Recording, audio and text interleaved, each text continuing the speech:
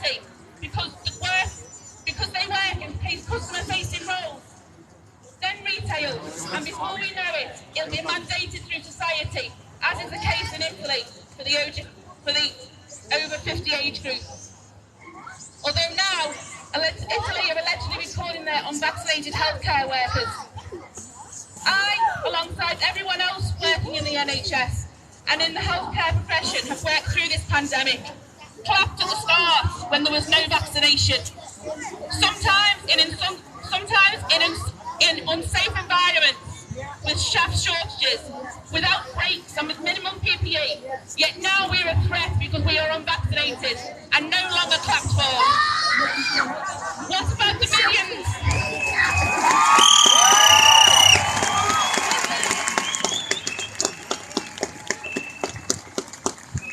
What about the millions of patients coming into hospital who are unjabbed? Are they going to be refused treatment? As it has already been reported, patients have been refused vital care because they've declined a PCR test on the basis that they've had COVID within the 19 days, so therefore their test has come back positive.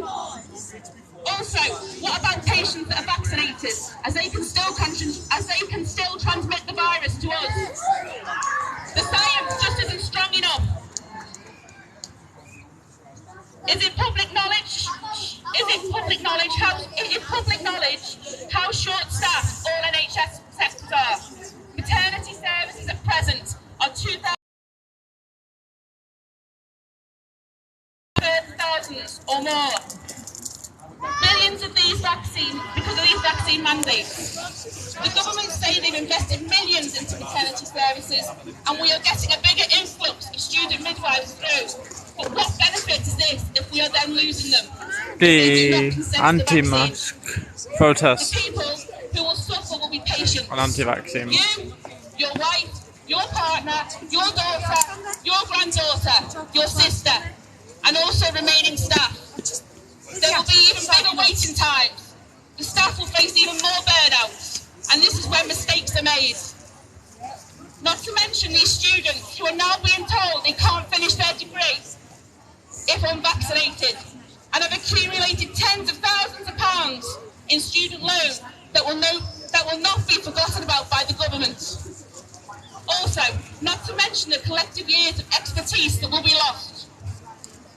When we are training, we are taught about bodily autonomy, how we do no harm, how we do not coerce someone into having anything, and we gain full informed consent before commencing a procedure. It is ingrained into us and in our code of practice.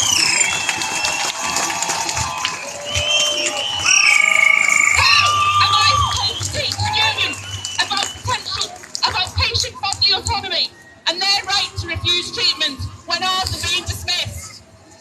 Ooh. I stand here today knowing I have the backing of many midwives, vaccinated or vaccinated, and the rest of the public, unvaccinated or vaccinated, who say no. Ooh. The government would do well to realise that those of us who haven't been vaccinated haven't done so because we can't be bothered or because we're on the fence with. We have not been vaccinated because we do not consent.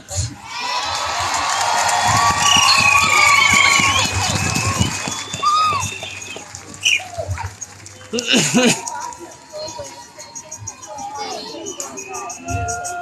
the government assume they can blackmail and frighten us into being vaccinated, they are not only naive, but have woefully underestimated tens of thousands of people and their beliefs.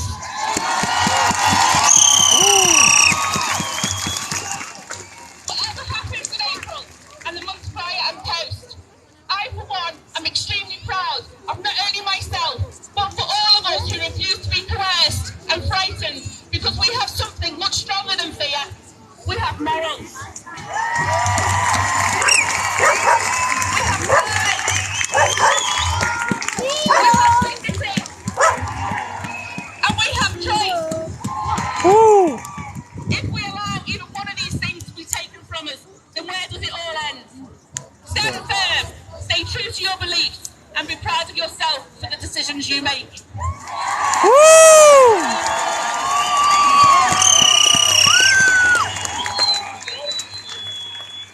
Liverpool. Hi everyone, my name's Mike. I don't know if some of you've seen me before, but I got cancer 2 years ago. Diagnosis. I was waiting for 6, 7, 8 months before I was diagnosed, even though I was under a specialist, because Matt Hancock shut all the hospitals down. Well, wasn't I unlucky to bloody catch cancer when the bloody the March when it came out, when we all knew? Was that 2 years ago, wasn't it? And I've been up and down to the hospitals. You know what? This has been going on for 18 months and they still haven't operated on me. And the cancer's growing and growing and growing, you know, in me colon. And I've spoken to the people in the hospital. I've seen what the nurses are going through in these hospitals. I go to Christie's Hospital in Manchester and they're getting 150 to 200 a day getting chemotherapy. I don't know how they're coping with it. You know, it's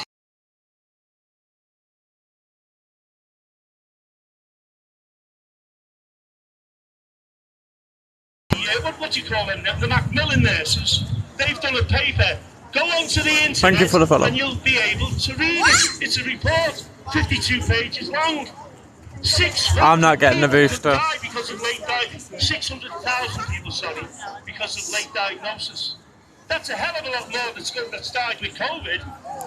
Everything that man said before, the nurse, how brave was she? How brave was that woman? And that man, what he said at the beginning, unbelievable stuff, you know what I mean? It's really great. I mean, I can't compete with them. But mind you, I haven't got it written down. Only joking. I'm doing it off the top of my head.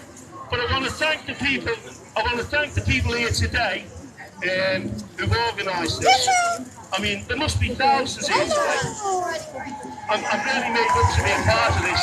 But listen, I want to say to you guys here now, I love you all, okay?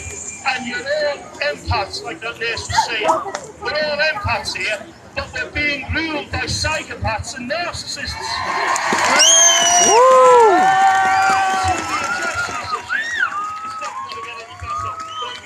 Shut up here, so I better shut up.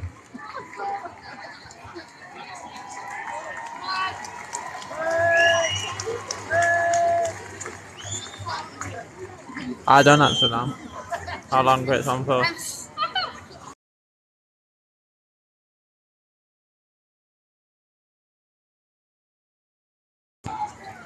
I'll be back in a minute and then Darren.